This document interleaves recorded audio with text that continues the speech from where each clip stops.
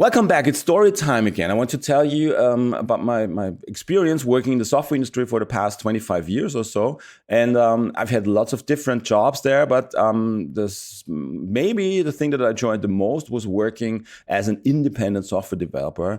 And I wanted to tell you that. And there's a couple of ways to work as an independent software developer.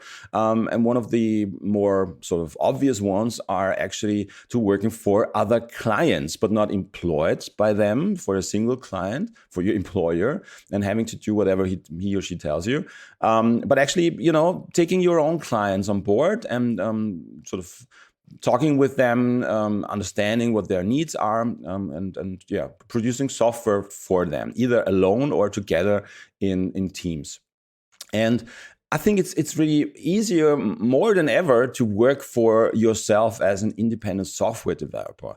And here's why. There's lots of freelancing websites like Upwork.com or Fiverr with 2 Rs.com, where people are posting, companies are posting, or even individuals are posting their jobs, their projects that they want to have done. And you apply for them. And you've got your portfolio there. You've got your previous projects that you've been working on there.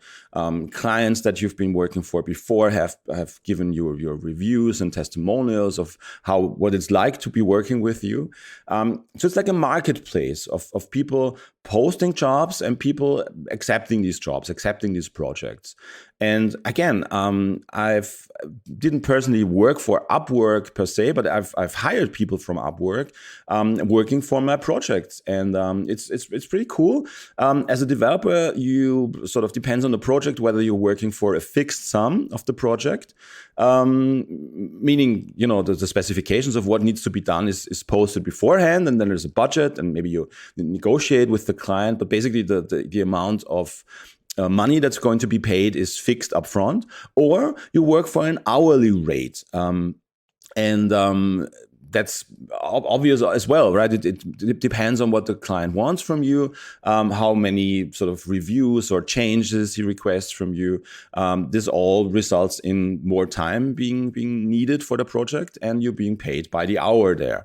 And usually you have to install a little program on your computer that can take screenshots when you are working.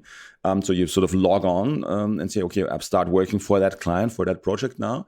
And then this software kicks in, and it can take screenshots of you working there, sort of as proof that you're really doing the work and not really just logging on and then really browsing Netflix or YouTube.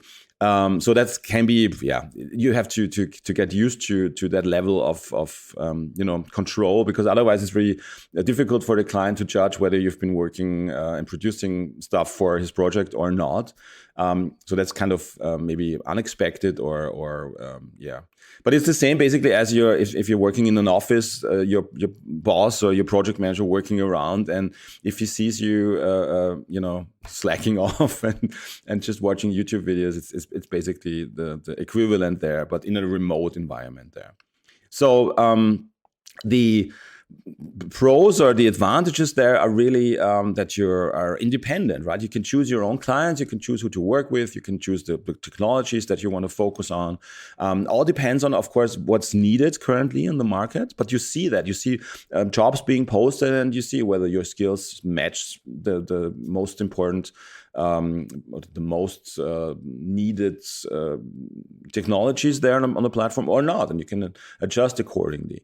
And you don't sort of are dependent on a single employer and on a single client. You can manage your own risk, but that's also one of the disadvantages. You have to manage your own risk. You have to do your due diligence. You have to keep yourself trained and up to date with the current technologies, of course.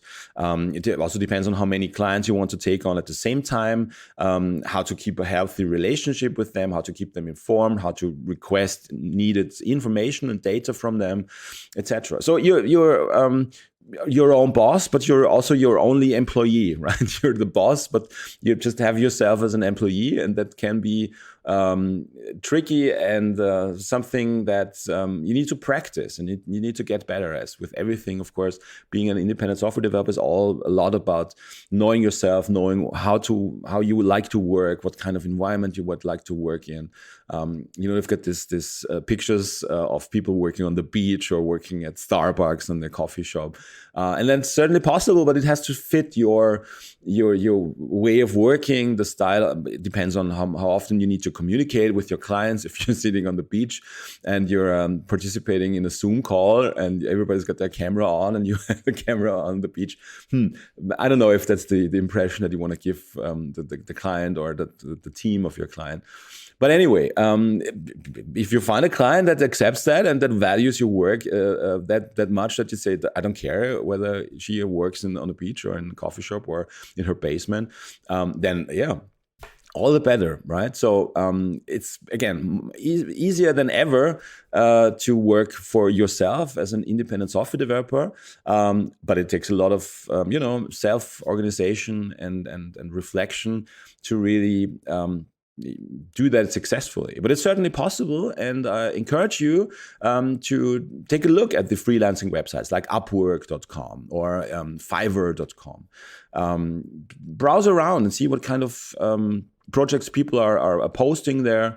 Maybe even register there yourself and create a profile there. And really sort of familiarize yourself with that new way of working as freelance developers remotely via the internet.